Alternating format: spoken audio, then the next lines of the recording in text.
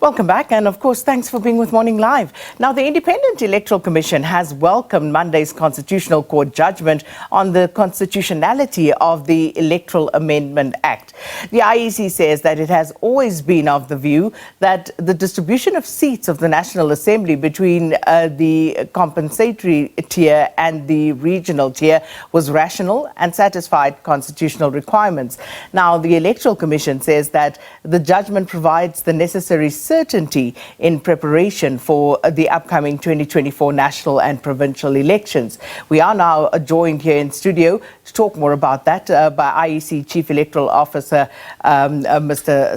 Mamabolo. Thanks so much for coming through, and welcome to Morning Live. Yes, well, thank you very much. I did say you and I are going to be having many more conversations. You were here not so long ago. So first off, your reaction to the Constitutional Court judgment? Well, I think, as we say in the statement, it helps to create certainty. And certainty is necessary for planning. At least now we know what the legal position is and the plans that now need to be put in place to give effect to both the judgment as well as the Amendment Act. We are happy to have that situation. So you were concerned, among other things, about thresholds being too low and, you know, the sort of concerns that would arise around that. For example, the barriers to entry then being reduced and many more people flowing into the system. So in that regard, with the 1,000 signatures now required, what is your view on that? Well, there are very significant implications arising from that portion of the judgment. One, there's now a disparity between unrepresented parties who still have to comply with a 15% signature requirement. And then you have the 1,000 arrangement for independent candidates. So we've got to deal with the duality of entry requirement. That's number one. Number two, there's a real prospect that we're now going to have a multiple page ballot. It does mean that the ballot printing exercise is going to be complicated. The stitching together of the several pages of the ballot becomes a problem. And thirdly, handling by voters on the day. If one page of the 3 or 4 page ballot gets detached, what do you do with that? Is it a spoiled ballot? And so on. And lastly, is the voter education effort. It was very simple with a single page ballot to mount voter education, make people aware as to how to mark that ballot in a technically compliant manner. So those are the implications of what we now have, and we've got to put plans to deal with it. So it's all about thinking about how to best compile this ballots. And I would imagine there would be cost implications, because if you want it as solid as possible so the pages don't come unstuck or undone, then you're obviously going to have to put, you know, some effort and some money into making sure that that happens. Without doubt that our cost for printing is going to skyrocket. And we've got to engage with the necessary authorities for that prospect. And another implication is the time it would take, because running a printing machine is the easy part, but stitching the ballots together, packaging them for voting stations, and delivering them at the correct site is going to consume a lot of time. But those are issues that probably have to be factored in going forward. And of course, it would help, you know, you now have the certainty from the Constitutional Court side with the matters they had to deal with. But of course, promulgating the election date would also, I would imagine, be helpful. It would be helpful, but we hope that now that the court has spoken, the Commission and the Presidency will expedite their consultation process so that a date can be given to the country. Mr. Mamabolo, you spoke about independent candidates, and the other one you mentioned was the Unrepresented. unrepresented. So speak to us about that. What is the difference and who would fall in which category? There are, let's say, 600 political parties on the register of parties, but only 14 have representation in the National Assembly. So everybody who has no seat in either a National Assembly or a provincial legislature is an unrepresented party because they don't have a seat in any of the legislative bodies. On the other hand, independents are people that who are entertaining a prospect of participating in the elections as an individual, not as a collection of people. So I suppose to make it more practical, let's talk about parties like, for example, Action SA. That's right. And the Patriotic Alliance, for example. Correct. Where do they fall? Action SA, it would be an unrepresented party because they do not have representation in the National Assembly, neither do they have representation in any of the provincial legislatures. So they still need to satisfy the 15% signature requirement. Which is very interesting because, you know, I think many people would think that this would apply to the independent candidates as well.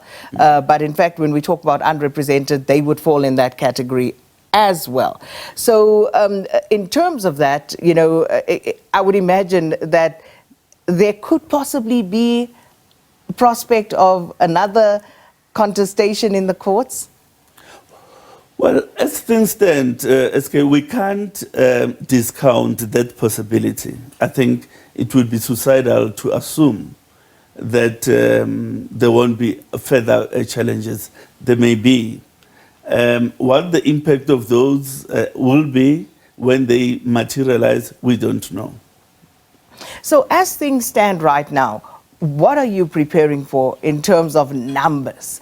Is there any indication at this stage as to how many parties, how many independents we are looking at? No, not at all. It will really be a speculative exercise. In 2019, we had 46 parties. Our projection is that that will increase. By what percentage, we don't know.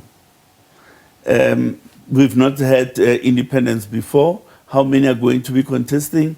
It's an indeterminate matter at this stage. So we wait until the nomination closes, because at that point we will be aware as to how many independents have successfully met the requirements and how many parties have done the same. So from the last general election to this, just at a cursory level, how are the ballots likely to differ? Well, the major difference is this. In 2019, voters received two ballots, a national ballot paper and a provincial ballot paper. On this occasion, there'll be three ballot papers. There'll be two ballot papers for the National Assembly, for the regional tier, and the national compensatory tier. So that's the two sets of ballots for the National Assembly. Okay, in layman's terms, what does that mean?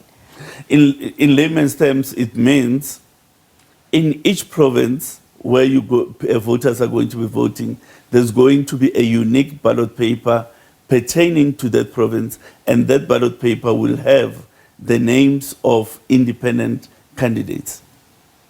So independent candidates are going to be appearing on the 9 different permutations of the regional ballots, or region to mean province. Mm-hmm. And the second ballot for the National Assembly, it's a compensatory ballot to restore overall proportionality in order to meet the constitutional requirement in Section 46. On the compensatory ballot, only political parties will appear. And the court doesn't find any something wrong with that construction. And then the third ballot then is the provincial ballot, which will bear both political parties as well as independent candidates. So I would imagine you're going to have to be very busy doing some education as well, because, you know, it's different from what we usually had. Yeah. And we, in the past, already complained about, you know, perhaps the lack of voter education. And now with new entrants coming in, I don't know, maybe it's going to be easier for them because this is the first time and this is what it is. But for those who have been voting consistently for some time, these changes would have to obviously be workshopped. No, certainly. And which is why partnership with institutions such as yourselves, the SABC, is important, so that we can use radio, we can use TV, we can use the social media platforms to teach people about these three ballot papers and what each one of them represent. So the other complication clearly is that the voter education effort must be pumped up. It's not enough to do that which we did in 2019. We need to do a lot more on this occasion to ensure that people are au fait with the requirements. And, you know, just quite apart from what you have to do on a statutory level with regard to the printing of ballots, education of voters and all of that, there is, of course, some other issues with regard to eligibility. So there's a story in the news cycle at the moment about the ANC and a certain entity that is seeking money or payment from the party, threatening liquidation. So how would that impact on a party or an individual if they were liquidated? Well, the registration of parties is dealt with in terms of the Election Commission Act, and it set out conditions for registering a party as well as the requirements for deregistration. Now, in terms of those provisions, liquidation of a party as a corporate entity does not constitute the basis for deregistration. It's a matter related to corporate law, and is governed in terms of the corporate laws of the Republic. Registration, on the other hand, is governed in terms of a different regime, and that regime is provided for in the Electoral Commission Act. However, having said that, at an individual candidate level, Mamabolo is a candidate of Party A. Mamabolo is liquidated, sequestrated, is found to be an unrehabilitated insolvent. Then Mamabolo, as an individual, can stand for election as a candidate.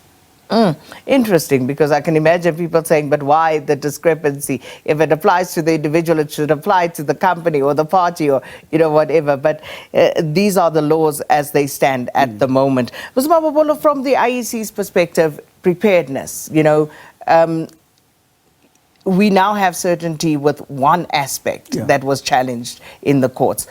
I would imagine, and as you said, we cannot rule out there may be, because the parties like Action SA, for example, did not join in the action that was brought by the independent candidates, that they may now feel, hold on, maybe we can bring that same matter before the courts and see if our threshold can also be reduced. As we said, it cannot be ruled out.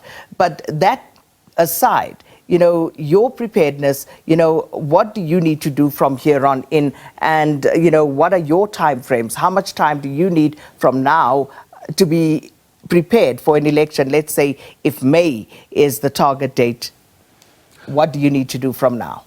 Let's just take it at the practical level. We had already completed the portal for the signatures to be recorded. We constructed that on the basis of the 15% for independent candidates as well as unrepresented parties. Now we've got to go back to that system and separate the two and retain 15% for parties unrepresented and then 1,000 for independent candidates. So that work is underway. We should be in a position to conclude that before the December recess. A lot of the things that we contemplated them and we prepared on the basis of the law as it then stood. What we're now doing is just to adjust so that we are alive and give effect to the judgment of the Constitutional Court. So, with regard to, again, the ballot papers and the printing thereof, how long do you need to print that? Because with all of these challenges and whatever's going on, how long will you need to make sure that it gives you sufficient time to have the printing done? From the moment we hand over the ballots to a printer, for them to print, number those ballots, stitch them together, put them in a ballot book of 100 and stack them per voting district. We're working on a 31-day window period for that process. But again, it depends on the size of the ballots. It may turn out that it's not enough, given the numbers that may flow to the IEC as candidates. In that event, we will then have to make adjustment to our planning framework. And will that go out to tender? The tender is running as we speak, because we want to have the capacity and packet, so that when the printing moment comes, it's just an allocation exercise rather than starting the procurement anew. Next voter registration weekend? Yes, certainly the Commission will be in a position to announce that imminently. All right, because those are going to be important, and of course, looking forward to those education drives as well, because it's going to be very important and interesting going into the election. But I say it again, we'll be speaking much more in the lead up to the elections and beyond, I would imagine. But Mr. Mamabolo, always a pleasure having you with us. Thank you very much, Saki. The IEC's Chief Electoral Officer, Mamabolo, talking to us, about the judgment that was handed down by the Constitutional Court on Monday, but also preparedness of the IEC and, some of the issues that are still pending. And we will be speaking a lot to the IEC as we move towards next year's general election.